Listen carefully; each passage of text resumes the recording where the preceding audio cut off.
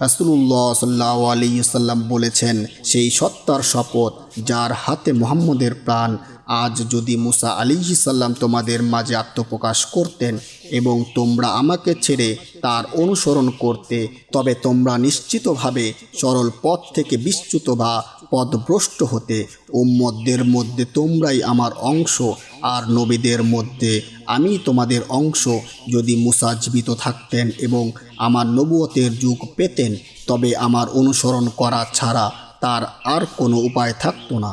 হাদিসটির গুরুত্বপূর্ণ শিক্ষা হচ্ছে, ইসলাম আসার পর পূর্ববর্তী সমস্ত ঐশী গ্রন্থ যেমন তাওরাত, ইনজিল, জবুর ইত্যাদির বিধান ও শরীয়ত স্বয়ংক্রিয়ভাবে বাতিল বা রহিত হয়ে গেছে। এখন একমাত্র অনুসরণীয় পথ হলো পবিত্র কোরআন ও সুন্নাহ।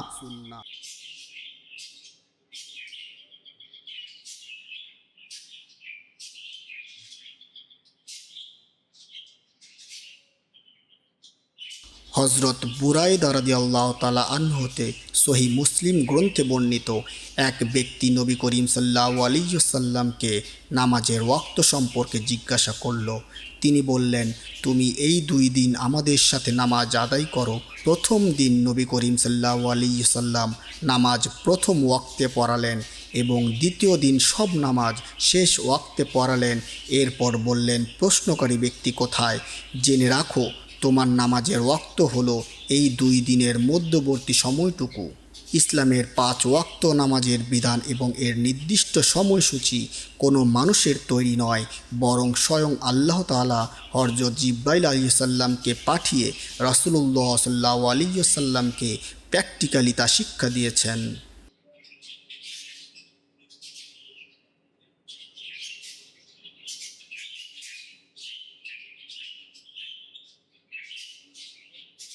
হজরত আবু হুরায়রা রাদিয়াল্লাহু তাআলা আনহু থেকে বর্ণিত, তিনি বলেন, রাসূলুল্লাহ সাল্লাল্লাহু আলাইহি ওয়াসাল্লাম বলেছেন, যখন জুম্মার দিন আসে তখন ফেরেশতাগণ মসজিদের প্রতিটি দরজায় দাঁড়িয়ে যান এবং পর্যায়ক্রমে আগমনকারীদের নাম লিখতে থাকেন।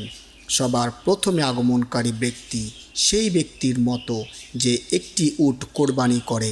এরপর আগমনকারী ব্যক্তি সেই ব্যক্তির মতো যে একটি গরু কোরবানি করে। এরপর আগমনকারী ব্যক্তি দুম্বা কোরবানিদাতার মতো, তার পরের জন মুরগি দানকারীর মতো এবং তার পরের জন ডিম দানকারীর মতো। অতঃপর ইমাম যখন খুতবা দেওয়ার জন্য বের হন, তখন ফেরেশতারা তাদের খাতা বা রেজিস্টার বন্ধ করে দেন এবং মনোযোগ দিয়ে খুতবা শুনতে থাকেন।